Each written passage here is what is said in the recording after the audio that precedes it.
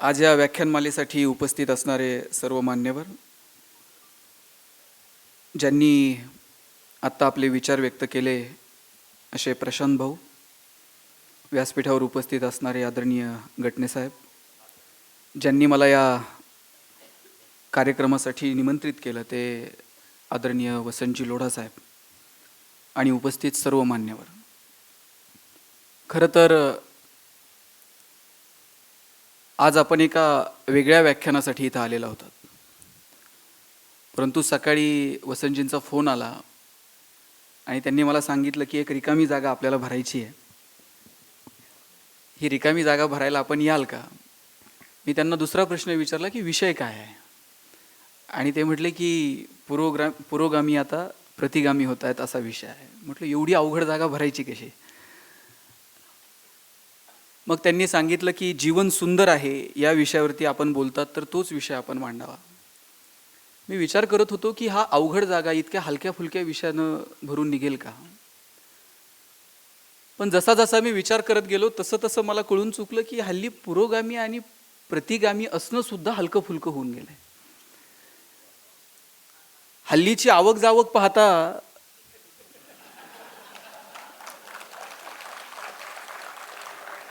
आपण तरी आपल्या विचारधारेशी कुठे एकनिष्ठ आहोत? म्हणजे कुठला वाद महत्वाचा असं विचारलं तर मी म्हणेल की हल्ली तात्पुरता वाद खूप महत्वाचा आहे. आपण कुठल्या वादात आहोत, कुठल्या विचारधारेशी एकनिष्ठ आहोत याला फारसं महत्व हल्ली उरलेलं नाही.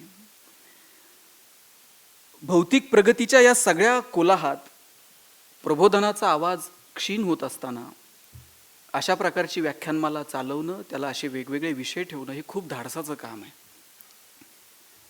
नाव जरी पंडितजींचं असलं तरी ती वसंत व्याख्यानमालाच आहे. आणि ती बहरावी, त्यातून विचारमंथन व्हावं, त्यातून परिवर्तन व्हावं, बदल व्हावेत, ते बदल आपण स्वीकारावेत आणि पुढे चालावं हा सामान्य उद्देश आहे. मी विचार करत होतो की हल्ली व्याख्यानमालांमधून तरी परिवर्तन होतं का? प्रशांतजी खूप छान बोलले की बोलावीत अशी माणसं सापडणार नाहीत, ज्यांच्या पायावरती डोकं ठेवावं असे पाय सापडणार नाहीत. खरं तर परिवर्तन हे का होत नाही असा प्रश्न मलाही पडला होता की आपण फक्त बोलतोय बोलतोय बोलतोय, खरंच आपल्या बोलण्यानं परिवर्तन होतं का? साधू संतांनी परिवर्तनासाठी प्रयत्न केले, मोठमोठ्या विचारवंतांनी प्रयत्न केले, साहित्यिकांनी प्रयत्न केले, वेगवेगळ्या विचारसरणीच्या लोकांनी परिवर्तनासाठी प्रयत्न केले, आणि मग आपण हे बोलत फिरतोय, याच्यातनं परिवर्तन होणार आहे का? आणि मी माझ्या गुरूंना प्रश्न विचारला, खरंच हे कुठपर्यंत बोलायचं आणि या बोलण्यातनं परिवर्तन होणार आहे का? त्यांनी खूप सुंदर सांगितलं. म्हटले की बोलून बोलून जग बदलेल वगैरे हा फार विचार तू करू नको. बोलून बोलून तू एकटा जरी बदलला तरी खूप झालं. म्हटले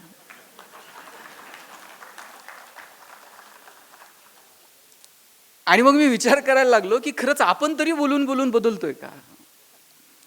आपलं बदलणं सुद्धा खूप महत्वाचं आहे. जेव्हा आपल्याला बोलायचा अधिकार प्राप्त होईल त्या अधिकारासाठी तरी आपण बदलणं गरजेचं आहे. मी त्यांना विचारलं की परिवर्तन का नाही? त्यांनी खूप सुंदर सांगितलं. आपल्याकडं झालंय असं, ज्या गोष्टी श्रवणीय आहेत, ज्या गोष्टी वाचनीय आहेत त्या लोकांनी वर्तनात आणल्या, आणि ज्या गोष्टी खरं तर वर्तनीय आहेत, वर्तनात येणं गरजेचं आहे, त्या लोकांनी श्रवणापुरत्या वाचनापुरत्या मर्यादित ठेवल्या. त्याला कृतीची जोड नाही. त्यांनी उदाहरणासहित सांगितलं, आपल्याकडं 2 धर्मग्रंथ आहेत, एक आहे रामायण आणि दुसरा आहे महाभारत. इथे नगरमध्ये जर रामकथा आयोजित केली तर अशी प्रचंड गर्दी होईल ऐकायला. महाराज सांगायला लागतील, राम वनवासाला निघाला, आमच्या डोळ्यात पाणी येईल, पदर आपोआप डोळ्यांकडे जाईल. 7 दिवस आम्ही एकरूप होऊन रामकथा ऐकू, आणि 7व्या दिवशी फक्त महाराजांनी सांगायचं, पोरांनो राम जसा वागला ना तसं वागावं लागतं. छे छे, ते वागायचं असतं का? ते ऐकायचं असतं. महाराज जे वर्तनीय आहे ते वाचनीय केलं, आणि जे वाचनीय आहे ते वर्तनीय केलं. जे महाभारत त्यातली गीता वर्तनीय आहे ते बाजूला ठेवलं, आणि इतर प्रकरण मात्र आम्ही वर्तनात आणण्याचा प्रयत्न केला. पटेल असं सांगतो, आपल्याकडे मुलगी पाहायचा कार्यक्रम असतो, आणि मुलगी पाहायला गेल्यानंतर तिला काय प्रश्न विचारतात? म्हणजे तुमच्या पिढीने हे कार्यक्रम अनुभवले आहेत. हल्ली आम्ही संधीच देत नाही कोणाला पाहायला जाणं, विचारणं वगैरे.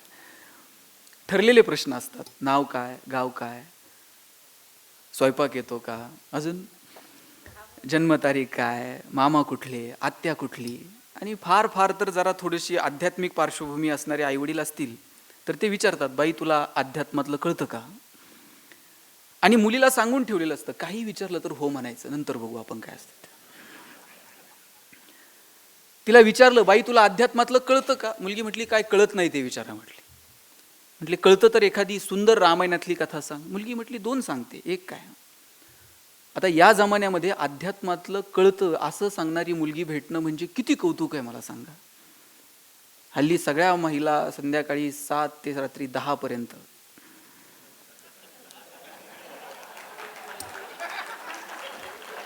तुला पाहते रे, ते तुला पाहते रे पासून तर आहे ना, म्हणजे वयाची सुद्धा मर्यादा राहिली नाही सर त्या सगळ्या गोष्टी. म्हणजे महिलांना घरात काय कमी जास्त याच्याकडे लक्ष नाही, म्हणजे आपल्या संसारासाठी काय करावं याही पेक्षा ते शनायाचं आणि गुरुचं, राधिकाचं नीट चाललंय का, राणादादाचा पाय नीट झालाय का, याच्यात जास्त इंटरेस्ट आहे. आणि अशा परिस्थितीत म्हणे अध्यात्मातलं कळतं. मुलीनं सुंदर 2 रामायणातल्या कथा सांगितल्या. इतका आनंद झाला. म्हटले मुलीला अध्यात्मातलं कळतं, होकार कळवा. होकार कळवला, जेवणं बिवणं आटपली आणि जाता जाता मुलाचे वडील म्हटले, बाई मगाशी रामायणातली कथा सांगितली, आता एखादी महाभारतातली सांगशील का? महाभारतातली सांगशील का म्हटल्याबरोबर पोरगी म्हटली, छे छे ते सांगायचं असतं का? तुमच्या घरात नांदायला आल्यावर होतेच की आपोआप. म्हटलं जे वर्तनीय होतं ते वाचनीय किंवा श्रवणीय केलं, आणि जे निवळ वाचनीय किंवा श्रवणीय असावं ते मात्र वर्तनात आणलं, आणि म्हणून परिवर्तन नाही. या समाजाचं सगळ्यात मोठं नुकसान जर कुणी केलं असेल ना तर ते वाईट लोकांनी नाही केलेलं. या समाजाचं नुकसान वाईट लोकांच्या सक्रियतेनं जितकं केलं ना त्याही पेक्षा जास्त सज्जनांच्या निष्क्रियतेनं केलेलं आहे. वाईट तर कालही सक्रिय होते, आजही आहेत आणि उद्याही असतील, पण स्वतःला सज्जन समजणारी माणसं कमालीची निष्क्रिय झाली. मला काय त्याचं, ही जी भावना आहे ना, ठीक आहे चल त्याचं तो बघेल, ही जी भावना मनात आली ना तिथून समाजाचं नुकसान व्हायला लागलं.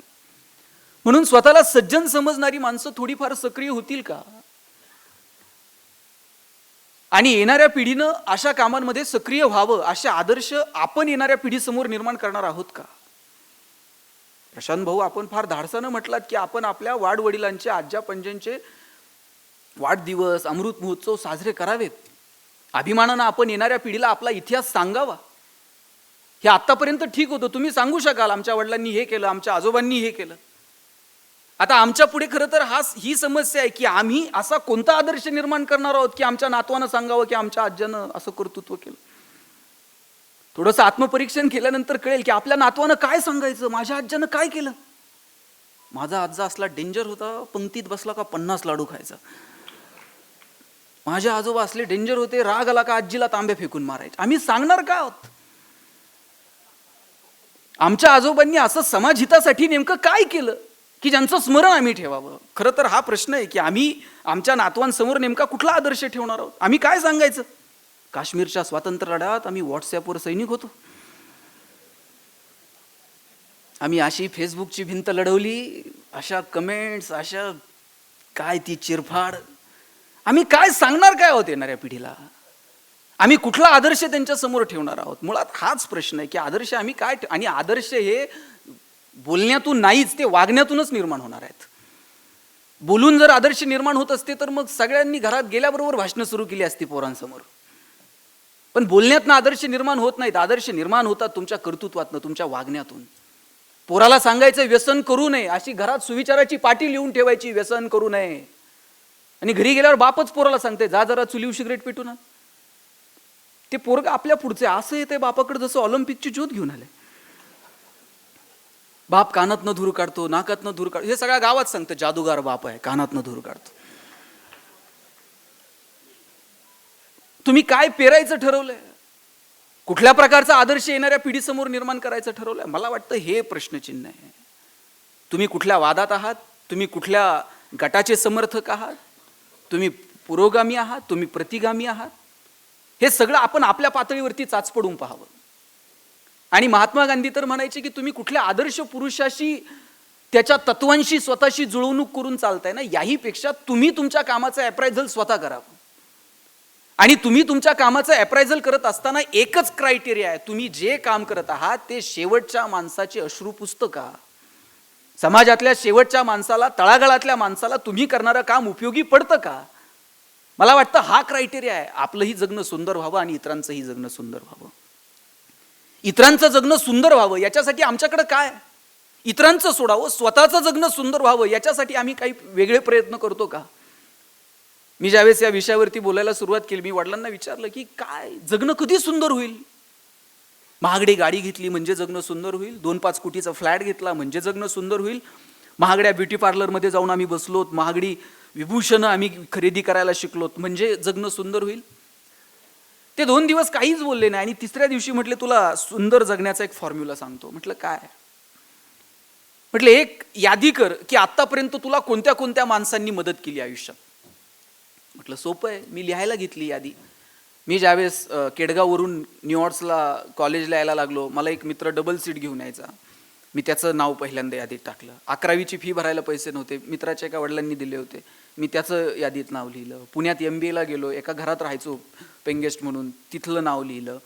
ज्यांनी ज्यांनी आयुष्यभर मदत केली, नोकरीला लागलो पुण्यात जिल्हा परिषदेला, तिथल्या ज्या माझ्या म्हणजे जे डेप्युटी CEO होते त्यांचं नाव लिहिलं की या लोकांनी मला खूप मदत करत गेले आयुष्यात. आणि अशी 100-150 लोकांची मी यादी केली की या लोकांनी मला माझ्या आयुष्यात मदत केलेली आहे.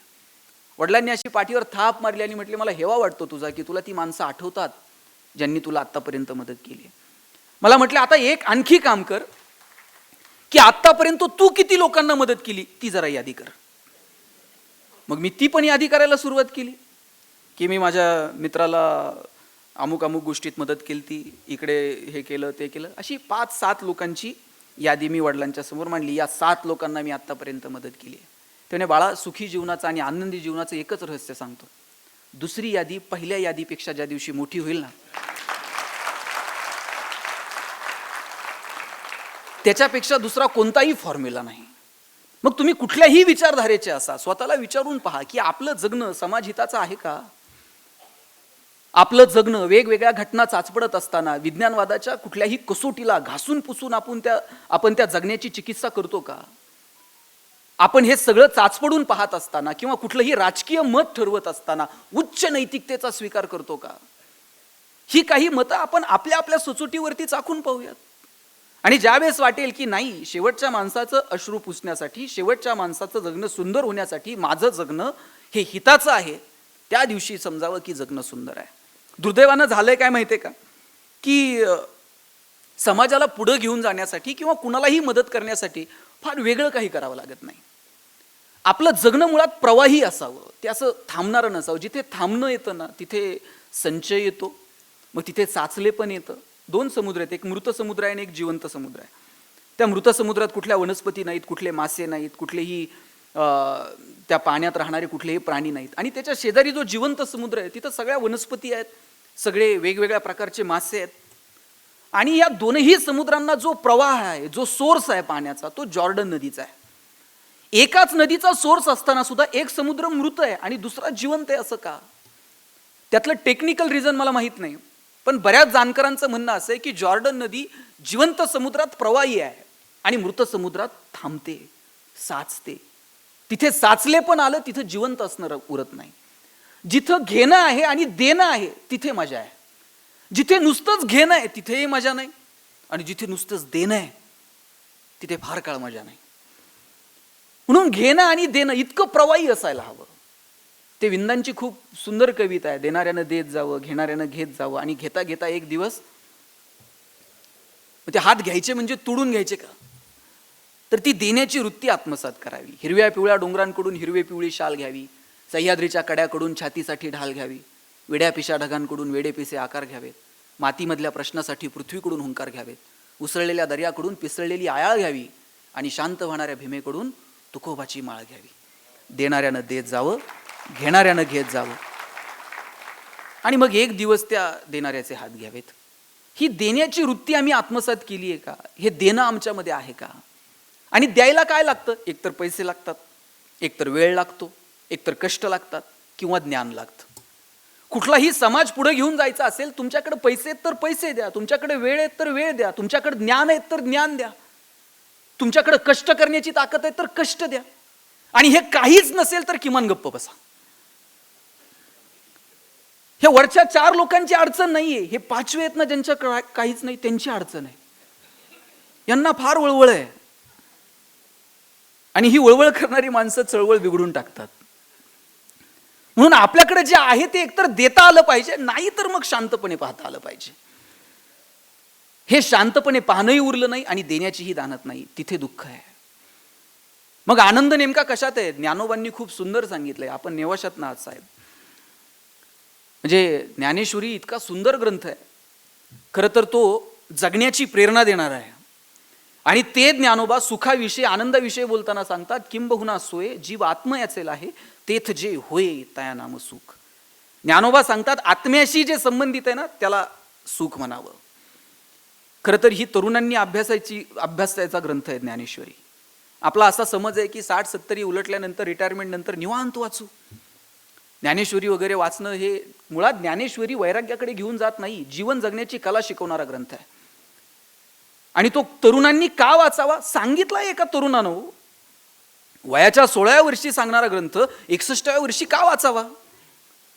आणि बरं ती ज्ञानेश्वरी ज्या गीतेवरची टीका आहे ती कुणी सांगितली? ती सुद्धा भगवान श्रीकृष्णाने सांगितली, तारुण्यात सांगितली. आणि कुणा येऱ्यागबाळ्याला सांगितली का? जगातला सगळ्यात श्रेष्ठ धनुर्धारी अर्जुन, त्याला सांगितली गीता. आणि कुठं सांगितली? माऊली सभागृहात ऑडिटोरियम मध्ये, बालगंधर्वला तिकीट लावून. अरे कुरुक्षेत्रात सांगितली, जिथं जीवन आणि मृत्यू समोरासमोर आहे, तिथं कृष्ण गीता सांगतो. आणि त्या गीतेवरची टीका असणारी ज्ञानेश्वरी. आणि ते ज्ञानोबा आनंदाविषयी बोलताना सांगतात की ती आत्म्याची वृत्ती आनंदी असणं, ती तुमची सेल्फ कॅरेक्टरिस्टिक आहे. आनंदही आपला आहे आणि दुःखही आपलंच आहे. पण दुर्दैवानं झालं काय, आनंद आणि दुःख हे आपलं आपलं असण्यापेक्षा ते इतरांच्या क्रियेप्रतिक्रियेवरती अवलंबून राहायला लागलं.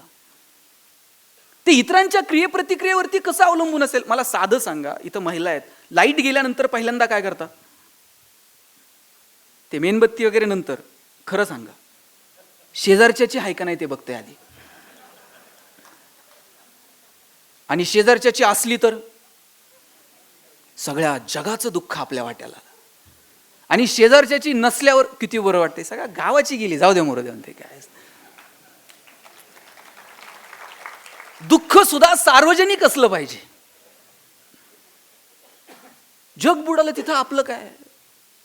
दुःख सार्वजनिक असलं पाहिजे आणि सुख मात्र वैयक्तिक असलं पाहिजे. 100 रुपयाची नोट हरू दे बरं, म्हणजे हरू नये पण कल्पना करा हरवली, किती वाईट वाटतं. ताई, गल्लीतल्या 4 बायकांना बोलून आपण सांगतो, बाई बाजारात गेलते, 100 रुपये पडले, कसे साठवले होते माझे मला माहीत, परवा त्यांच्या खिशात 20 सापडले,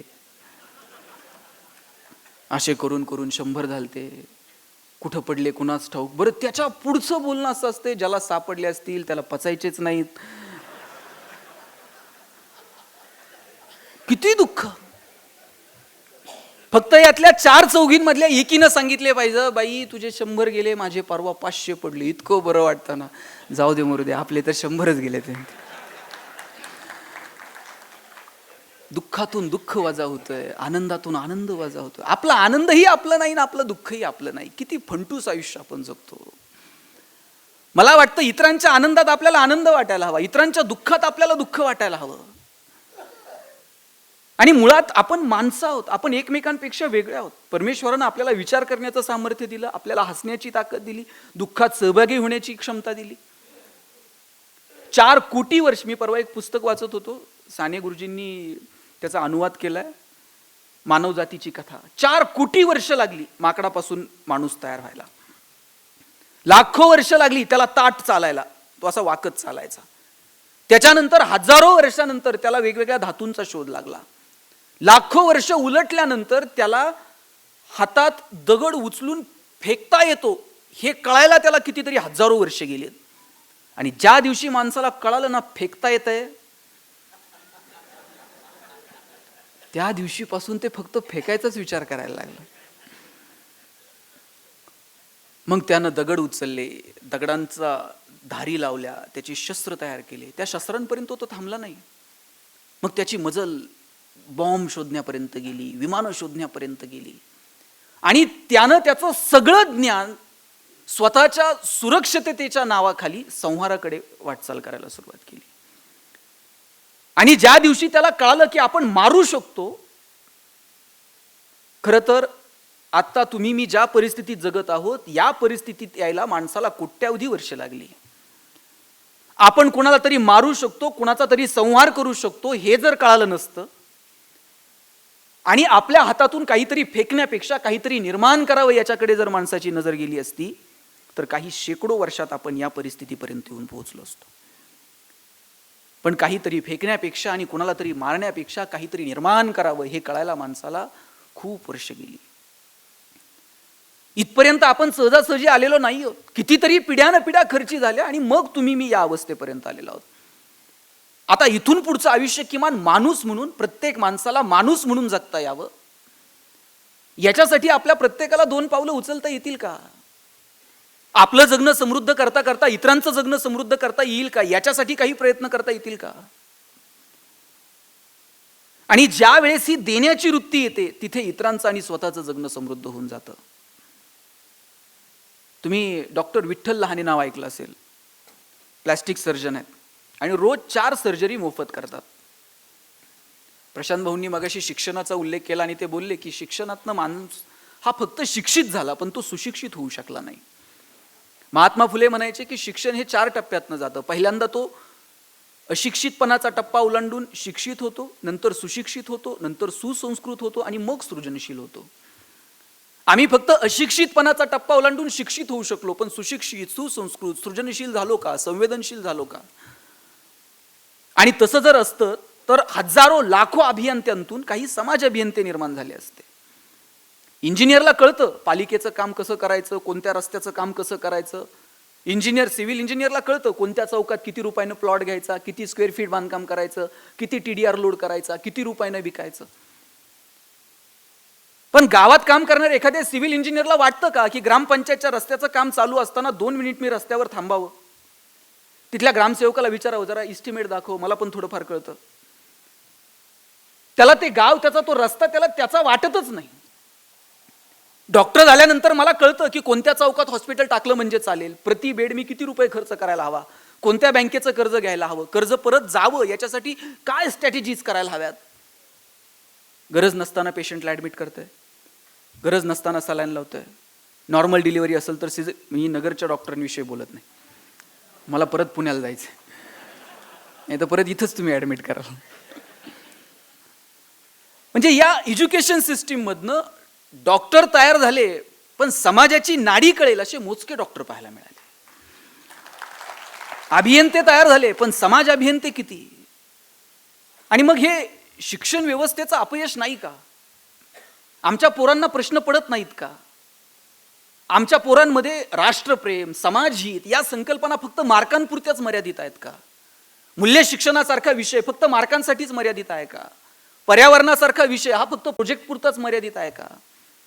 आम्ही या सगळ्या व्यवस्थेतनं पोरांचं जगणं समृद्ध व्हावं, समाज समृद्ध व्हावा, याच्यासाठी नेमकं पुढच्या पिढीच्या समोर काय ठेवत आहोत, मला वाटतं याचं आत्मपरीक्षण होणं गरजेचं आहे. आणि जोपर्यंत आम्ही मार्कांसाठी धावणारी पोरं, आमची शिक्षण व्यवस्था फक्त आणि फक्त त्या उदरनिर्वाहापर्यंत नेऊन जोडली आणि त्याचे अतिशय वाईट परिणाम येणाऱ्या काळात आपल्याला भोगावे लागणार आहेत. मी डॉक्टर विठ्ठल लहानेंचं नाव सांगत होतो. प्लॅस्टिक सर्जन आहेत आणि रोज 4 सर्जरी मोफत करतात. डॉक्टरांची आणि माझी एका सोलापूरच्या एका विवाह सोहळ्यात भेट झाली होती. तिथे त्यांचं भाषण ऐकलं. ते सांगत होते की मी रोज 4 सर्जरी मोफत करतो, पण लहान असताना एकदा माझी आई मला म्हटली होती शेजारच्या मावशीची साडी घेऊन ये. मी शेजारच्या मावशीची साडी आणली आणि आईला आणून दिली. आईनं 4 दिवसांनी घडी घालून धुवून दिली आणि सांगितलं नेऊन दे. मी नेऊन दिली. आईला विचारलं आई शेजारच्या मावशीची साडी का मागितली? आई म्हटली लग्नाला जायचं होतं आणि लग्नाला घालून जावी अशी एकही साडी माझ्याकडे नव्हती, म्हणून शेजारच्या मावशीची आणली. टचकन डोळ्यात पाणी आलं की आपल्या आईकडे लग्नाला घालून जावी अशी एकही साडी नसावी. मोठं व्हायचं, खूप पैसे कमवायचे, आईला रोज नवीन साडी घालता आली पाहिजे. डॉक्टर झालो, पैसे मिळायला लागले, आज माझी आई रोज नवी साडी घालू शकते. पण एक दिवशी रस्त्यानं जाताना एक मुलगी पाहिली, तिचे 2 ओठ फाटलेले होते. तिचं लग्न जमत नव्हतं. तिचं लग्न जमत नाही हे दुःख त्या मुलीला विचारण्यापेक्षा तिच्या बापाला किंवा भावाला विचारावं. मी त्या मुलीला हॉस्पिटलला बोलवलं आणि सांगितलं तुझ्या वडिलांना पाठवून दे, आपण सर्जरी करू. दुसऱ्या दिवशी वडील आणि भाऊ आले आणि सांगितलं प्लॅस्टिक सर्जरी करूयात. वडील म्हटले एवढे पैसे नाहीत साहेब, हे सर्जरी बिर्जरी नटनट्यांची कामं, आमच्याकडे कुठून आले एवढे पैसे. मी म्हटलं पैसे लागत नाहीत, तुम्ही फक्त या. मला माझ्या आयुष्यातला अर्धा एक तास फक्त ऑपरेशनसाठी खर्च करायचा होता, बाकी काही नाही. तो अर्धा एक तास खर्च करायचं ठरवलं, मोफत ऑपरेशन केलं. पोरगी सुंदर दिसायला लागली. 6 महिन्यांनी लग्न जमलं. भाऊ पेढे घेऊन आला. एका हातात पेढा होता आणि दुसऱ्या हातात आयुष्यातली सगळी प्रॉपर्टी होती. ही सगळी प्रॉपर्टी त्या पेढ्याच्या समोर खुजी वाटायला लागली आणि ठरवलं रोज 4 तरी पेढे कमवायचे. डॉक्टर सांगत होते माझे वडील 90-92 वर्षांचे आहेत, पण असं तरुण पोराला लाजवेल असं हवेत तर चालत असतात. वडिलांना विचारलं बाबा एवढ्या हवेत का चालता. वडील म्हटले मी पद्मश्री डॉक्टर तात्याराव लहाने आणि प्लॅस्टिक सर्जन विठ्ठल लहानेचा बाप आहे, हवेत नाही चालणार तर काय चालणार. अमृत महोत्सव साजरा करण्यासाठी अशी परंपरा सांगता आली पाहिजे. आम्ही यांचे पाईक आहोत, आम्ही या संस्कारांना घेऊन पुढे चाललेलो आहोत. किंवा बापाला अभिमानानं सांगता आलं पाहिजे की अरे मी या लेकरांचा बाप आहे. आणि मग हे कुठून आलं हे मला वाटत नाही की कुठल्या शाळेत, तुम्ही जे बोललात की अनुभवातनं आपण शिकतो, शाळेतनं ऑपरेशन कसं करायचं हे आम्ही शिकलो असू, पण समाजानं आम्हाला शिकवलं की नाही, आमचं ज्ञान समाजहिताचं असायला हवं. लक्षात घ्या, कोणताही शिक्षक आहे ना हा विद्यार्थीभिमुख असला पाहिजे. विद्यार्थी हा ज्ञानाभिमुख असला पाहिजे आणि त्याचं ज्ञान हे समाजाभिमुख असलं पाहिजे. त्याचं ज्ञान जर समाजाभिमुख नसेल तर त्या ज्ञानाचं करायचंय काय. आणि ज्ञानाचा अर्थ हा शेवटी केवळ आणि केवळ उदरनिर्वाहाशी जोडलेला असेल तर जगात कुणीच उपाशी राहत नाही. जगात प्रत्येक जण आपापलं मिळेल तसं पोट भरतोच की. तुम्ही कोटी रुपये कमवले आणि तुमच्याकडं मी 1,00,000 रुपये कमवले. 1,00,000 रुपये कमवल्यानंतर माझ्याकडे 2 रुपये उरले तर तो बॅलन्सच आहे. आणि कोटी रुपये कमवून तुमच्याकडे 10 रुपये उरले तरी तो बॅलन्सच आहे. आणि जगात बॅलन्स वरती घेऊन जायची सोय अजून उपलब्ध नाही. बॅलन्स इथेच ठेवून जावा लागतो. मग बॅलन्ससाठी जगायचं की सामाजिक बॅलन्स नीट असावा याच्यासाठी जगायचं, मला वाटतं हे ठरवावं लागेल. आणि मी परत सांगतो, समाजाचा बॅलन्स जर ठेवला नाही तर येणाऱ्या पिढ्या तुम्हाला मला नीट जगू देणार नाहीत. समाजसेवा सुद्धा स्वार्थी हेतूने करावं लागेल. एक वेळ जातीतले वाद मिटवता येतील साहेब, धर्माधर्मातले वाद मिटवता येतील, एवढंच काय 2 राजकीय पक्षांमधले वाद सुद्धा मिटवता येतील. पण गरिबी आणि श्रीमंती ही जर दरी निर्माण झाली तर याचे परिणाम येणाऱ्या काळात प्रत्येक समाज व्यवस्थेला भोगावे लागतील. आणि तिकडे सुरुवात झाली आहे. लक्षात घ्या, पुण्यामध्ये एका माथे फिरून रात्रीत 50 गाड्या पेटून दिल्या. सकाळी पोलिसांनी विचारलं का पेटवल्या. म्हटलं आपल्याला घेता येत नाही. म्हणला पेटवता तर येते, काय करायचं ते करा. म्हटलं AC गाड्या घेऊन फिरता, आम्हाला एसटीचं तिकीट काढता येत नाही, पेटून टाकल्या. म्हणला काय कलम लावायचे त्याला. मी पारगावमध्ये राहतो साहेब, नगर तालुक्यात छोटंसं गाव आहे माझं, पारगाव भातोडी. इथून 20-22 किलोमीटर अंतरावर. माझ्या गावात एक MH-14 पासिंगची गाडी आली होती. MH-14 म्हणजे जरा सधन भाग आहे. गाडी आली तशीच काच खाली घेतली. ड्रायव्हरच्या डोळ्यावर असा महागडा गॉगल होता. त्यानं गॉगल बिगल न काढता असंच एका लहान पोराला विचारलं पारगाव कुठे रे. आता गाडी पारगावतच आहे. त्या पोराला विचारलं पारगाव कुठे आहे. तो म्हणला पारगाव ना 10 किलोमीटर पुढे जा. म्हणला वडगाव लागतं. तिथं कुणालाही विचारलं, सांगतंय म्हणलं पारगाव कुठे. मी पळत गेलो, म्हटलं खोटं का सांगितलं. म्हणलं MH-14 आहे, काय कमी. म्हणला जाते पुढे येते की मागं. म्हणलं गरिबी आणि श्रीमंतीच्या संघर्षाची सुरुवात आहे साहेब. हिच्याकडे दुर्लक्ष करून चालणार नाही. एक दिवस असा येईल कोट्यवधी रुपये असतील तुमच्याकडे, AC गाड्या घेऊन फिराल, पण समाजातली ही दरी जर वाढत गेली तर AC गाड्या घेऊन आपल्याला फिरता यायचं नाही. लोक काचा फोडून टाकतील. आपल्याला एक मैदान घ्यावं लागेल भाड्यानं, तिथं आपल्या महागड्या गाड्या पार्क करायच्या, आपणच 2 वॉचमॅन ठेवायचे पगार देऊन. आणि पोरं जर म्हणली ना पप्पा ते आपल्या मर्सिडीजमध्ये चक्कर मारायचं, त्याला म्हणजे कोणाला सांगू नको आपली आहे, टमटम न जायचं तिथपर्यंत. आतल्या आत सिक्युरिटी घेऊन चक्कर मारायची, गाडी तिथंच पार्क करायची आणि परत यायचं. तुम्ही सूट घालून फिरू शकाल, तुम्ही पैठण्या घालून फिरू शकाल, पण गरिबी आणि श्रीमंतीतली दरी जर वाढत गेली तर आपल्याला फिरता येणार नाही. 7व्या वेतन आयोगानंतर पगार वाढतील, रोज पैठणी घालाल, पण घरातच 6x6चा आरसा लावायचा. तुम्ही पैठणी घालायची, तुम्ही सूट घालायचा, तुम्ही म्हणायचं किती छान दिसते, तुम्ही म्हणायचं तुम्ही किती गोड दिसताय, काढून ठेवा, जाताना साधे घालून जाऊ, पार्टीतले महागडे कपडे नको. इथपर्यंत येऊन पोहोचेल, लक्षात ठेवा. आणि इथपर्यंत येऊ नये असं जर वाटत असेल तर ज्ञानोबांनी सांगितलं, दुरितांचे तिमिर जाओ, विश्व स्वधर्म सूर्य पाहो, आणि जो जे वांछील तो ते लाहो प्राणी जात. ज्याला ज्याला जे जे हवंय ते ते मिळू दे, पण कधी मिळू दे? दुरितांचे तिमिर जाओ. अहो, इतकं सुंदर आहे ते पसायदान. विश्वाची प्रार्थना ठरावं इतकं सुंदर आहे पसायदान. ज्ञानोबांनी त्याची सुरुवातच केली आता. दुसरा कुठलाही शब्द वापरता आला असता ना, पण किंवा पण, परंतु, म्हणून, पण आता म्हटले ज्ञानोबा. निर्वाणीचा शब्द आहे, झालं आता. आपण आता कधी म्हणतो? बस आता. ज्ञानोबा निर्वाणीनं म्हणालेत आता विश्वात्मके देवे. पांडुरंगा विठ्ठला म्हटले नाही, आता विठ्ठला, आता पांडुरंगा. जो कोणी विश्वाचा रचना करता असेल, आता विश्वात्मके देवे येणे वाग्यज्ञ. तो किती अधिकारवाणीनं मागितले बघा. ते असं म्हणत नाही, एवढ्या वाऱ्या केल्या, एवढ्या वेळा तुझ्याकडे आलो ना, आता दे. एवढं तुमच्या मागे पळवलो, आता टाका निधी. एवढ्या हक्क. ते काय म्हटले, किती हुशार आहेत. ज्ञानोबांचा अधिकार काय? येणे वाग्यज्ञ तोषावे. तू जर संतुष्ट असशील, मी जो वाग्यज्ञ तुझ्यासमोर मांडला ज्ञानेश्वरीच्या रूपानं, संतुष्ट असशील तर दे. वाग्यज्ञ तोषो निमज द्यावे पसायदान हे. आणि पहिल्यांदा आठवण कुणाची आली साहेब? आपण म्हटलात एकही तक्रारदार नाही. उल्लेख करताना सुद्धा त्यांना पहिल्यांदा तक्रारदाराचा उल्लेख करावा लागला. तक्रारदार नाही असं म्हणताना सुद्धा तक्रारदाराचा उल्लेख आहे. बरोबर आहे ना? ज्ञानोबांना सुद्धा उल्लेख कुणाचा करावा लागलाय? जे खळांची व्यंकटी सांडो. मदत करणाऱ्यांचा उल्लेख आधी. ज्ञानोबांवर प्रेम केलं नाही का समाजानं? 2-5 लोक असतील ना, पण ज्ञानोबा आधी असं म्हटले नाही, यानं लय मदत केली, पहिलं याला देऊन टाका, असं नाही. ज्ञानोबांनी पहिला उल्लेख केला, जे खळांची व्यंकटी सांडो. जे वाईट आहे, जे दुर्जन आहे, देवा त्यांची वाईट बुद्धी सांडून जाऊ दे. खळांची व्यंकटी सांड. तया सत्कर्मीरती वाढो. किती सुंदर शब्द वापरलाय, वाढो. माऊली रुजो नाही म्हटले, वाढो. रुजो कधी म्हणतात? जेव्हा काहीच नाही तेव्हा रुजो. आणि वाढो कधी? थोडा आहे, आता वाढो.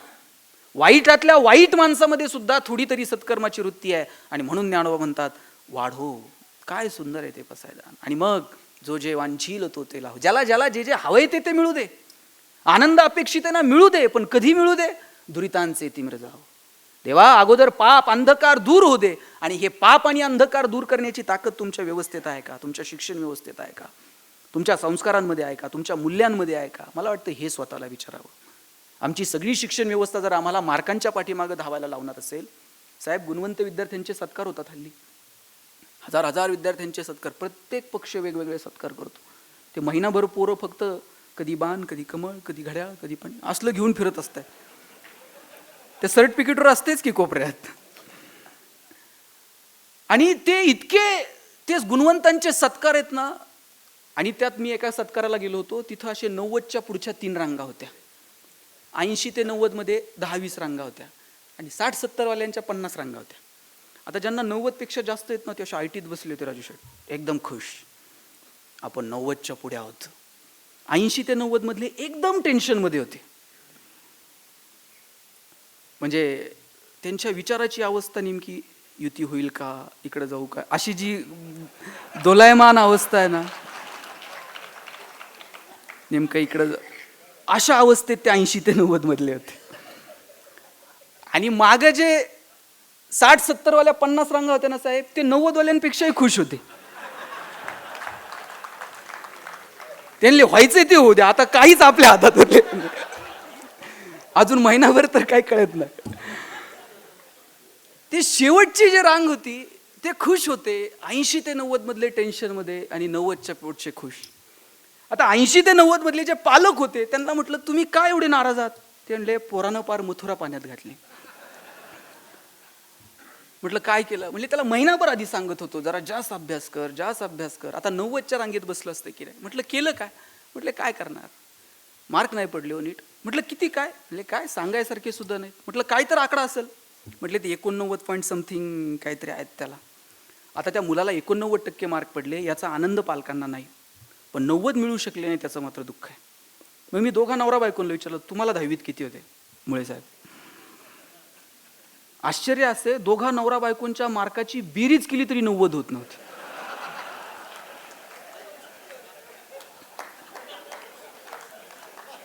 आणि त्यांना दुःख याचं होतं पोराला 90 पडले नाहीत. आम्ही या सगळ्या शिक्षण व्यवस्थेला कुठे घेऊन चाललोय? कॉमर्समध्ये ग्रॅज्युएट झालेल्या पोराला बँकेत डीडी काढता येत नाही, मराठीत ग्रॅज्युएट झालेल्या पोराला शुद्ध नीट मराठीत बोलता येत नाही, इंग्रजीत ग्रॅज्युएट झालेल्या पोराला स्वतःचा बायोडाटा इंग्लिशमध्ये लिहिता येत नाही. कुठे घेऊन चाललोय आम्ही या सगळ्या व्यवस्थेला? नॉस्कॉम कमिटीचा रिपोर्ट होता, in future 75% engineers will be permanently unemployed, 90% plain graduates will be permanently unemployed. नोकऱ्याच मिळणार नाहीत. 90% प्लेन ग्रॅज्युएट, इंजिनियर्स 75%, नोकऱ्याच नाहीत. का नाहीत? ते आम्ही शिकलो नाही. आम्ही फक्त आणि फक्त मार्कांच्या पाठीमागं धावत राहिलो. मार्क कसे मिळतील? समाजात नवीन नवीन काय घडतंय? जपान उद्ध्वस्त झालं पण परत ताटमानेनं उभं राहिलं. कुणाच्या जोरावर राहिलं? तिथल्या लिंबू पोरांच्या जोरावर जपान उभं राहिलं. दुबईमध्ये काय होतं? तेलाचे पैसे होते पण proper utilisation of the resources. आज काय? जगातला सगळ्यात बिझिएस्ट एअरपोर्ट दुबईचा आहे, जगातला सगळ्यात प्रॉफिएस्ट मॉल दुबईचा आहे. आम्ही आमच्या पोरांना मोठी स्वप्न दाखवली नाही, त्यांना त्यांच्या जगण्याची कला शिकवली नाही. फक्त मार्क कर, कुठेतरी नोकरी लाग, ह्याच्या मागे लाग, त्याची चिठ्ठी आण, बँकेत तरी लागलं पाहिजे, पतसंस्थेत तर चिटकलं पाहिजे. परवा निमसे सर भेटले होते एका कार्यक्रमात. लखनौला कुलगुरू असताना 123 जागांसाठी लाखो पोरांनी अर्ज केले होते शिपाई पदासाठी, आणि त्याच्यामध्ये हजारो पोरं PhD होल्डर होते. कुठे घेऊन चाललोय आम्ही सगळ्या शिक्षण व्यवस्थेला? म्हणजे आम्ही, आणि याच्यात पोरांची चूक नाहीये, पालक म्हणून तुमची माझी चूक नाहीये का? आपण शिक्षणाचा अर्थ एकमेव नोकरी मिळाली पाहिजे एवढाच सांगितला, पण तुझं जगणं समृद्ध करण्यासाठी बाळा शिक्षण आहे, तुला जगायचं तसं जग. का मोठी स्वप्न आम्ही पोरांना दाखवली नाही? का आम्ही त्यांना सांगितलं नाही उद्योगात ये, व्यवसायात ये, नोकऱ्याच करायच्यात तर जरा मोठ्या कर, काहीतरी वेगळं मोठं स्वप्न बघ? हे का सांगू शकलो नाही? पोरगं काही वेगळं करायला गेलं का बापच त्याला सांगतंय अंथरून पाहून पाय पसर. त्याला ते पोरगं हातपाय खोडून खोडून मरून गेलं, पण बापानं काय त्याला कधी हातपाय पसरू दिले नाहीत. तुम्हाला सांगतो, आज तुम्ही घरी गेलात ना, पोराला सांगा हातपाय पसर, अंथरुणाचं काय करायचं तुझा बाप बघल. एवढी धमक, एवढी रग आम्हाला पोरामध्ये निर्माण करता आली पाहिजे. लात मारील तिथून पाणी काढेल अशी ताकद त्या पोराच्या मनगटात निर्माण करता आली. आम्ही भीती निर्माण केली आणि पोरांसाठी कमवायच्या फंदात पडलो. लायक असेल तर ते कमवतोय आपोआप, नालायक असेल तर तुम्ही किती कमवून ठेवा बघा, ते 2 दिवसात उडवतोय. त्याच्यामध्ये कमवण्याची रग, त्याच्यामध्ये कमवण्याची लायकी आम्हाला निर्माण करता येईल का? मुळात हा प्रश्न आहे. म्हणून त्या दृष्टीने आम्ही काही मुलांना दिलंय का? नोकरी नोकरी नोकरी. ते एक बाग आहे, त्या बागेत 1 क्लर्कची जागा भरायची होती, तर 1000 पोरांनी ॲप्लिकेशन केलं. आता एकच जागा आहे, एकाच पोराला नोकरी मिळणार आहे. एकाला अपॉइंटमेंट लेटर साईन करून मिळणार. त्यावेळेस बागेतला शिपाई पळत आला, म्हटलं साहेब याला नोकरी देऊ नका. म्हणे का? बागेत जे गोरीला माकड होतं ते मेलंय म्हटले. आता गोरीला नाही तर लोक कशी येणार, लोक नाही तर पगार करायचा कशात? काही करा पण याला नोकरी देऊ नका. स्वाभिमान शून्य पिढी जन्माला घातली. त्या पोरानं बागेतल्या मॅनेजरचे पाय पकडले, म्हटलं साहेब तोंडात आलेला घास काढू नका, पडल ते काम करल पण नोकरी तेवढी द्या. साहेब म्हणले रडू नको. पोरगं म्हणलं लग्न होईपर्यंत तरी द्या, परत सोडून टाक. साहेब म्हटले तुला नोकरी क्लर्कची देतो, फॅसिलिटीज क्लर्कच्या मिळतील, पगार क्लर्कचा मिळेल, पण जोपर्यंत बागेत गोरीला येत नाही तोपर्यंत काम मात्र गोरीलाचं करावं लागेल. तो म्हणला पगार आहे ना, मग गोरीला तर गोरीला. रोज यायचा, गोरीलाचे कपडे घालायचा आणि पिंजऱ्यात जाऊन उभं राहायचं. लोक यायची, शेंगा बिंगा खायला घालायची. म्हणला मजा आहे, पगार पण चालू आहे, डेली अलाउन्स पण सुरू आहे. म्हटलं एक दिवशी कॉलेजच्या पोरापोरींची ट्रिप आली आणि कॉलेजच्या मुला मुलींकडे बघून हे जोर जोरात उड्या मारायला लागला आणि उड्या मारता मारता चुकून वाघाच्या पिंजऱ्यात जाऊन पडलं. आता वाघाच्या पिंजऱ्यात पडल्यावर म्हटलं नोकरी गेली तरी चालती, जीव वाचला पाहिजे. जीव वाचावा म्हणून जीवाच्या आकांतानं ओरडायला लागला, वाचवा. याच्या आवाजानं झोपलेला वाघ जागा झाला. याच्या अंगावर धावून आला आणि हातावर हात ठेवून म्हणला ओरडू नको, नाही तर दोघांची नोकरी द्या.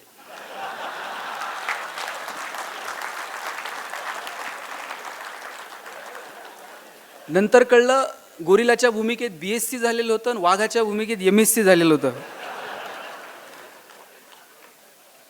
शिक्षणातनं आम्ही स्वाभिमानी होणं अपेक्षित होतं. शिक्षणानं जर आम्ही स्वाभिमान शून्य होणार असू, आणि शिक्षण ही संकल्पना निवळ आणि निवळ उदरनिर्वाहाशी नेऊन जोडणार असू, तर मग यातून तुम्ही कुठल्या आनंदी जीवनाची अपेक्षा करणार आहात? तुम्हाला तुमची आता नवीन नवीन शिक्षणात संकल्पना आनंददायी शिक्षण, आणि आनंददायी शिक्षण अप्राइज करण्याची कोणता फॉर्म्युला आहे तुमच्याकडे? मी म्हणेल की सगळे फॉर्म्युले सोडून द्या. आणि मी तुम्हाला विचारतो, तुमची लहान मुलं, तुमचे लहान नातू आता शाळेत जायला लागलेत.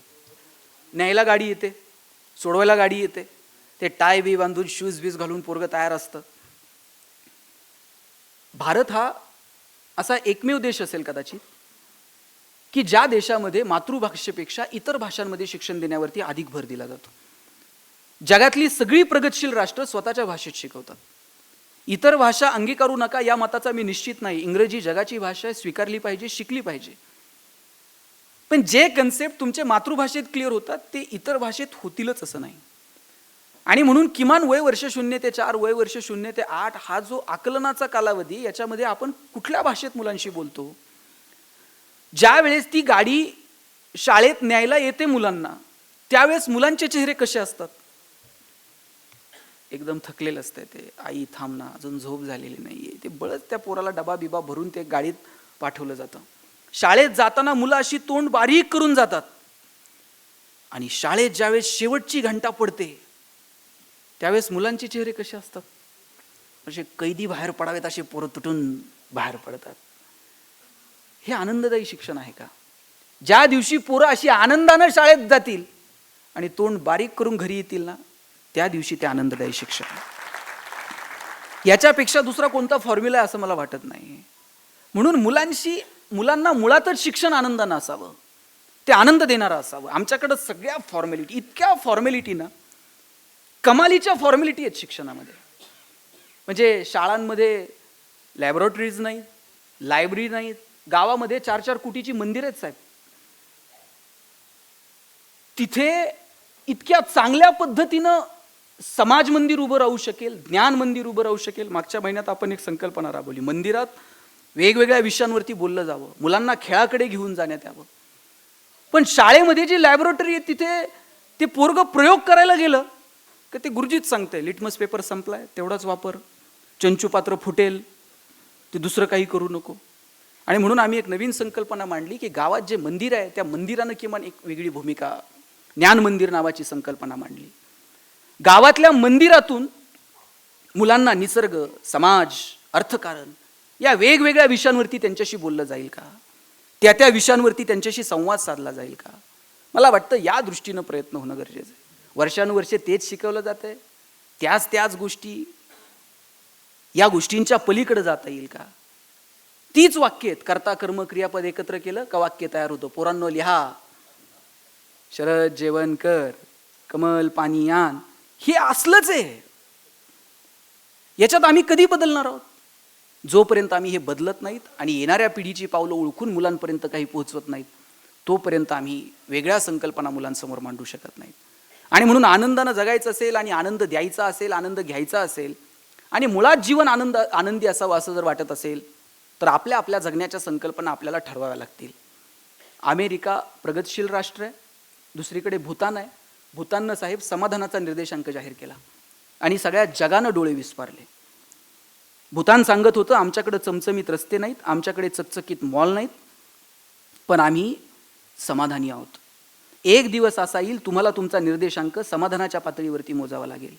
आपण समाधानी आहोत का? मला वाटतं हे स्वतःला विचारून पाहावं. आणि आम्ही समाधानी असणं हे आमची सेल्फ कॅरेक्टरिस्टिक आहे, ती आमच्या पातळीवरती आम्हाला मोजावी लागणार आहे. जगात जर सगळ्या गोष्टी पैशाने विकत मिळत असत्या तर जगातली सगळी श्रीमंत माणसं सुखी झाली असती. पण मी कितीतरी श्रीमंतांना रडताना बघितलंय. शिर्डीला जाऊन बघा, साईबाबाच्या मंदिरात लाखो रुपये टाकतात, बाबा ते झोप तरी येऊ दे रात्रीची, तुला सोन्याचं सिंहासन देतो पण मला माझ्या खुर्चीवर नीट बसता येत नाही. पैशानं जर माणसं सुखी होत असती तर जगातली सगळी श्रीमंत माणसं सुखी झाली असती. 10 साखर कारखान्याचे शेअर्स आहेत साहेब, पण डॉक्टरांनी सांगितले चमचावर पण खाऊ नको. 10 लाखाचा दिवाण म्हणून घेतलाय झोपायला, पण डॉक्टरांनी सांगितलंय मनक्यात गॅप आहे, चटेवर झोपत चल. राजाला असा एक साधू झोपलेला असायचा तिथेच, आणि त्या साधूवर खूप श्रद्धा होती याची. आणि हा रोज राजा त्याला फोन बोलायचा की तर महाराज तुम्ही एक तर राजवाड्यात या, नाहीतर मला तर घेऊन जा.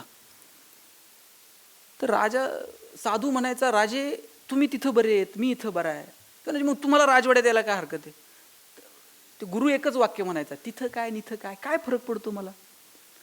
शेवटी राजा हुशार होता, जाऊन बसला आणि म्हणला, गुरु तुम्ही काय म्हणता, तिथं काय निथं काय. मग काहीच फरक नाही तर मग तिथं काय निथं काय, चला ना मग राजवाड्यात. गुरु म्हणला, मग तिथं काय निथं काय, चल म्हणले राजवाड्यात. राजवाड्यात घेऊन गेला. आता एरवी चटईवर झोपणारे गुरु राजवाड्यात गेल्यावर आलिशान सगळं, एकदम बेड बीड निवांत, ते सेवा करायला सगळे, हवा घालायला वेगळे. राजा आनंद, ते राजासारखाच गुरु पण आनंदात राहायला लागला. रोज मैफिली बसायच्या, मद्यपान, गुरुनी सगळ्या गोष्टीचा आनंद घेतला. आणि मग राजा म्हणला, तुझ्यात माझ्यात काय फरक आहे काय म्हणला, मी आनंद घेतोय, तू आनंद घेतोय, आणि नुसतंच म्हणायला इथं काय आणि तिथं काय. तुमच्यात आणि माझ्यात आता गुरु काहीच फरक उरलेला नाही. गुरु म्हणले, एक फरक उरलेला आहे. म्हणले काय. म्हणले सांगतो तुला, इथं नाही, जरा राजवाड्याच्या बाहेर चल. राजाच्या हाताला पकडलं आणि राजवाड्याच्या बाहेर गेले. आणि म्हटले, काय फरक आहे तुमच्यात आणि माझ्यात, सगळे ऐशाराम मी जे भोगतो ते तुम्ही भोगले, आता काय फरक राहिला एक फरक आहे म्हटले. म्हणले काय. चल थोडं पुढं. थोडं पुढं करता करता लांब घेऊन गेला राजाला. राजाच्या सीमा संपल्या राज्याच्या, आणि गुरु 2 पावलं पुढे गेले. आणि 2 पावलं पुढे गेल्यानंतर राजा थांबला आणि म्हणला, गुरु आता इथून पुढे येता यायचं नाही, माझं सैन्य मागं राहिलं, राजवाडा मागं राहिला, माझ्या सगळ्या राण्या मागं राहिल्या, आता इथून पुढे जाता यायचं नाही. गुरु म्हटले, हाच फरक आहे तुझ्यात आणि माझ्यात, मी इथून पुढेही जाऊ शकतो आणि इथून मागेही येऊ शकतो. ही जी भूमिका आहे ना, की मी इथून पुढेही जाऊ शकतो आणि इथे मागेही येऊ शकतो, तुम्ही कदाचित याला वैराग्य म्हणाल, पण मी जगण्याच्या सचोट्यांवरती जर अवलंबायची ठरवली तर इथे काय आणि तिथे काय हा जो भाव आहे ना, की अरे चला याचा पण आनंद घेऊयात, नाही जमलं तर ठीक आहे सोडून देऊयात, प्रयत्न करूयात, ही जी आनंदाची भूमिका आहे ना, ती आपल्यामध्ये असली पाहिजे. आणि मला वाटतं ती इतरांना आनंद देण्यात भरभरून आहे. म्हणून तो इतरांना देण्यामधली मजा घ्या, कुटुंबाला वेळ द्या, सगळ्यात महत्त्वाचं म्हणजे स्वतःला वेळ द्या. माझं सगळ्या महिलांना सांगणं आहे की तुम्ही पहिल्यांदा स्वतःला वेळ द्या. तुम्ही सगळ्यांचं करत करत करत जगता, परंतु स्वतःला आपण कधी अंतर्मनात कधी डोकावून पाहिलं नाही, स्वतःच्या आवडीनिवडी कधी पाहिल्या नाही. तुम्ही ते येईपर्यंत जेवायला थांबता की नाही. म्हणजे पुण्यात थांबतात, नगरचं काय मला माहीत नाही. मी हेच सांगणार आहे की इथून पुढं थांबू नका. ते पार तिकडं धाब्यावर दणकून हाणून येतंय, करगुटा तुटूस्तोर जेवतंय, ते घरी आल्यावर 2 घास खायचं नाटक करतंय, आणि तुम्ही म्हणणार ते आल्यानंतर मी जेवणार. काय गरज आहे. ते आल्यानंतर तुमचं लय प्रेम आहे तर 2 भाकरी थापून द्या, परंतु तुम्ही तुमच्यासाठी कधीतरी वेळ द्या, तुम्ही स्वतःकडे कधीतरी वेळ द्या. जगातली सगळ्यात महत्त्वाची व्यक्ती जर कोण असेल ना तुमच्या दृष्टीने, तर तुम्ही स्वतः आहात. तुम्ही सोडून तुमच्या दृष्टीने इतर कोणतीच व्यक्ती महत्त्वाची नाही. म्हणून पहिल्यांदा आपण आपल्या अंतर्मनात डोकावून पाहावं. आपलं जगणं समृद्ध करता करता आपल्याला इतरांचं जगणं समृद्ध करण्याचे मार्ग सापडायला लागतील. म्हणून अंतर्मनात डोकावून बघा, मस्त जगा, आनंदी राहा, छोट्या छोट्या गोष्टींचा आनंद घ्यायला शिका. साहेब, लोढा साहेब, मी पाहिलं तुमची सगळी, एका छोट्याशा ह्याच्यात तुम्ही संस्था उभी केली, पण किती आनंद होता, चेहऱ्यावर किती आनंद दिसत होता त्या फोटोमध्ये, होता की नाही. सगळ्यांच्या काही नव्हतं, साध्या एवढ्याशा ह्याच्यात तुम्ही पतसंस्था सुरू केली, पण आनंद काय होता, त्या मिशन काय त्वरा होता त्या सगळा. पैसे नव्हते पण आनंद भरपूर होता.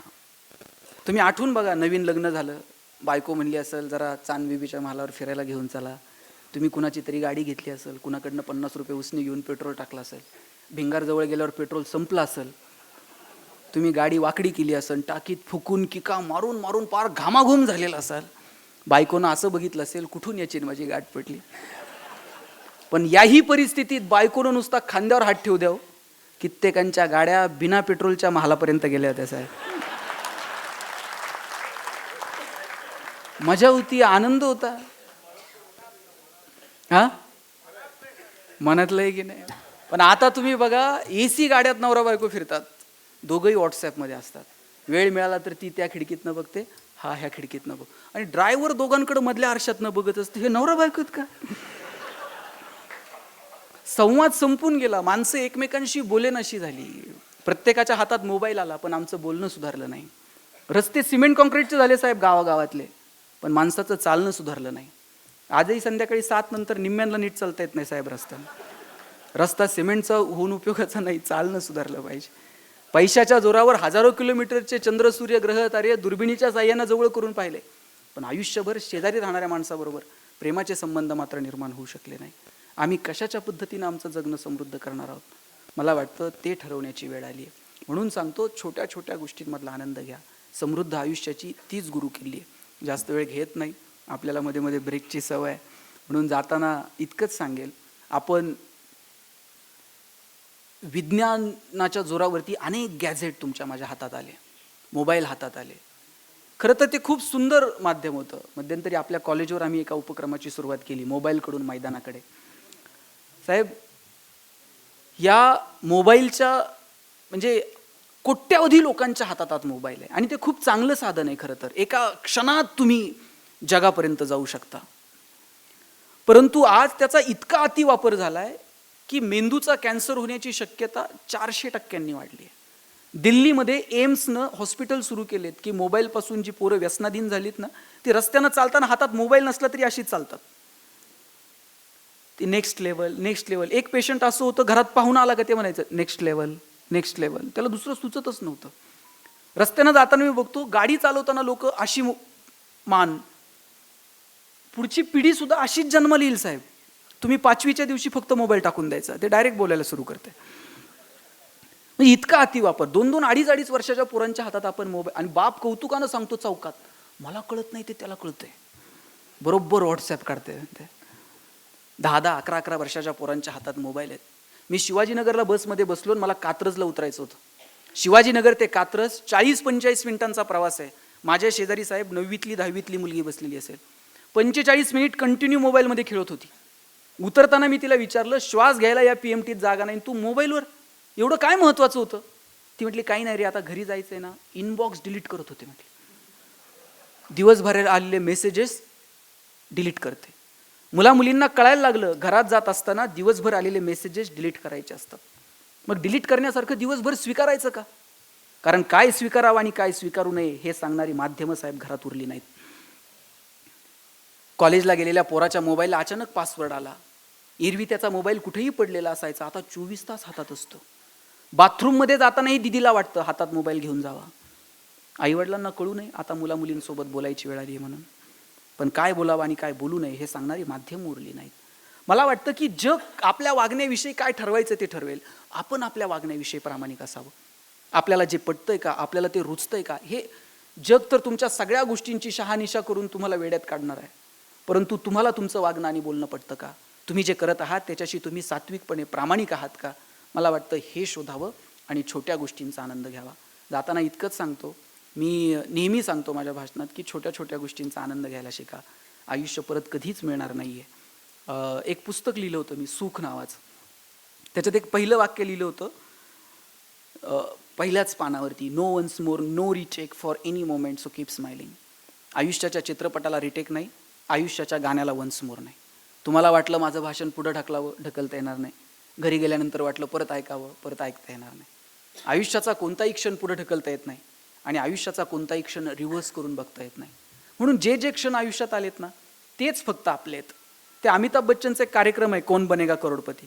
प्रश्न विचारल्यावर तो काय म्हणतो, आपका टाइम सुरू होता है, आणि अब म्हटल्यानंतर टिकटिक सुरू होते, आणि टिकटिक संपल्यानंतर तुम्ही म्हटलात आता उत्तर येते, सांगू का? उपयोग आहे का?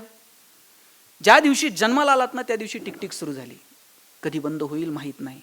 आणि तुम्ही टिकटिक संपल्यावर म्हटलात अरे व्याख्यानाला जायचं राहिलं, तिथं विनोद झालता, हसायचं राहिलं, तिथं आवडलं होतं, बोलायचं राहिलं, मदत करायची होती, करायची राहिली, फक्त पाठीवर थाप मारायची होती हो, पण हात आखडता घेतला, नंतर नाही.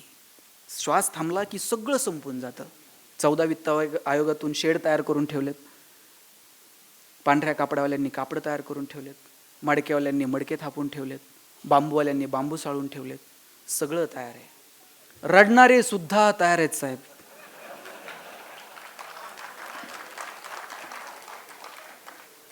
सगळं तयार आहे. श्वास थांबल्यानंतर जगता येत नाही आणि नंतर नाव सुद्धा उरत नाही हो. ज्यांनी कामं केली त्यांची नावं उभी राहिली, त्यांच्या नावांनी व्याख्यानमाला तयार झाल्या. आपण जर तसं कर्तृत्व केलं तर आपलं नाव, नाहीतर मृत्यूनंतर 1 मिनिट सुद्धा नाव उरत. लोक विचारतात बॉडी कुठपर्यंत आली म्हणतात. बॉडी नावाचं रूपांतर बॉडीमध्ये होऊन जातं. मला वाटतं मस्त जगून घेऊ, आनंदानं जगून घेऊ, इतरांचं कौतुक करू, कौतुक करत चला. वसंतराव चांगलं काम करतात, आपल्याला चांगलं म्हणायला काय हरकत आहे का? आयतं यायचंय, बसायचंय, खुर्ची बिरची रिलून करतंय 5-6 वर्ष, चांगलं करतंय म्हणून जाता जाता काय वसंतराव काय व्याख्यान मग हुरूप येईनो पुढच्या वर्षी आणखी जाऊ म्हण. ते जरा थोडेसे अजून 2-4 खुर्च्या होत्या पाहिजे होत्या, 2-4 लोकांना उभं राहायला लागलं. ते म्हणते हे करू का नको करू पुढच्या वेळेस परत. चांगलं काम करणाऱ्या माणसाचं कौतुक करायला लागतं काय हो? 2 शब्द प्रमाणे कौतुक करून बघा. आणि त्याची सुरुवात घरापासून करा साहेब. आज संध्याकाळी घरी गेलात ना काका, पहिलं बायकोचं कौतुक करून बघा. आणि काय लागत नाही बिचारीला कौतुक करायला, असं राजेश खन्नासारखं 30 सेकंद तिच्याकडे बघायचं आणि फक्त एक डायलॉग मारायचा, उगं तू ये म्हणून चाललंय, नाही तर माझ्याच्यानं काय खरं आहे का? ती अख्ख्या गावात सांगते 1 नंबर नवरा भेटलाय. काय लागतं? मस्त आनंदानं जागा. मी प्रशांत भाऊ इथं केडगावला लहानाचा मोठा झालो. माझे वडील शिक्षक मुख्याध्यापक होते एका शाळेवर, रिटायर झाले. आणि अख्ख्या कॉलनीमध्ये मुळे साहेब सगळ्यांची घरं स्लॅबची होती, फक्त आमचं घर पत्र्याचं होतं. आणि मी माझ्या आईला म्हणायचो, आई सगळ्यांची घरं स्लॅबची ना आपलंच पत्र्याचं का? आई म्हणायची नशिबान आहे शिक्षकाच्या घरात जन्माला आला. आणि माझे वडील ज्या शाळेवर शिक्षक होते तिथं तुमचे वडील अध्यक्ष होते काही काळ. आणि वडील माझी आई सांगायची की शिक्षकाच्या घरात जन्माला आला, नशिबान आहेस, पत्र्याच्या घरात लहानाचा. मी म्हणायचो काय शासनाचा GR आहे का शिक्षकांनी स्लॅबची घरं बांधायची नाही? ती म्हणायची कार्ट्या नशिबान आहेस, पत्र्याच्या घरात जन्माला आला. मी म्हणायचो का? ती म्हणायची बघ, घर गरम व्हायला लागलं का तुला कळतं उन्हाळा सुरू झालाय, घर गळायला लागलं का तुला कळतं पावसाळा सुरू झालाय. शेजारच्या स्लॅबच्या घरात उन्हाळा कळत नाही, पावसाळा कळत नाही. खास ऋतूंची ओळख व्हावी म्हणून भूगोल शिकवणाऱ्या तुझ्या बापानं असलं मॉडेल उभं केलं. मजा होती हो. पैसे नव्हते पण निव्वळ आनंद होता. वडील एक चॉकलेट आणायचे आणि माझ्या बहिणीच्या हातात द्यायचे, म्हणायचे कावेरी गणेशाने तू अर्धा करून खा. वडिलांनी कायम एकच चॉकलेट आणलं आणि तिच्या हातात दिलं. ताई चॉकलेटचे 2 भाग करायची, एक मोठा आणि एक छोटा. ताई चॉकलेटचा मोठा भाग मला द्यायची आणि छोटा स्वतःला ठेवायची. चॉकलेट छोटं होतं पण आभाळा एवढा संस्कार करून गेलं. मोठ्या लोकांनी मोठ्या गोष्टी मोठ्या मनानं छोट्या लोकांना द्यायच्या असतात. आणि जगात हे फक्त बहीण करू शकते साहेब, लक्षात ठेवा. जगात हे दुसरं कोणी करू शकत नाही. म्हणून बहिणीचा सन्मान करा, आदर करा, आपल्याही आणि इतरांच्याही. आपण आपल्या बहिणीचा सन्मान जितका करतो तितका इतरांच्या बहिणीचा जर करता आला तर कुठल्या बहिणीसाठी मोर्चे काढावे लागणार नाहीत, कॅन्डल मार्च काढावे लागणार नाहीत. आम्हाला सगळं पाहिजे पण मुलगी नको हल्ली असं म्हणतात. मी विचारलं का पोरगी नको? नाही म्हणले ते वंशाला दिवा पोरगा लागतो म्हटले. म्हणलं पंथी नाही चालत का? ते सोडावं म्हणले. चितेला आग कोण लावणार? मला खरं सांगा ताई, घरात चूल कोण चांगलं पेटवतं, मुलगी का मुलगा? गॅस कोण चांगलं पेटवतं? मग चिता कोण चांगली पेटवतं? चिता पेटायला पोरगाच कशाला? पोरगी आल्याशिवाय तर कळत पण नाही साहेब कोण गेलं म्हणून. ती एसटीतनं उतरली ना त्या प्रेतापर्यंत ओरडत येते माझा बाप असा होता सांगते. पोरगं म्हणतं आली तर 10 दिवस थांब, जाताना हक्क सोड पत्रावर सह्या करायच्या. घराला घरपण देण्याची ताकद जर कोणात असेल ना तर ती तुमच्या आईत आहे, तुमच्या बहिणीत आहे, तुमच्या मुलीत आहे, तुमच्या पत्नीत आहे. म्हणून तिला मस्त जगू द्या, आनंदानं जगू द्या. आनंद घ्या आणि इतरांना द्या. मस्त हसत हसत जगा. आल्यापासून मी 2-3 जण बघतोय हसलेच नाहीत साहेब. म्हणजे जोक झाला तरी ते शेजारी बघतोय ते हसतोय का?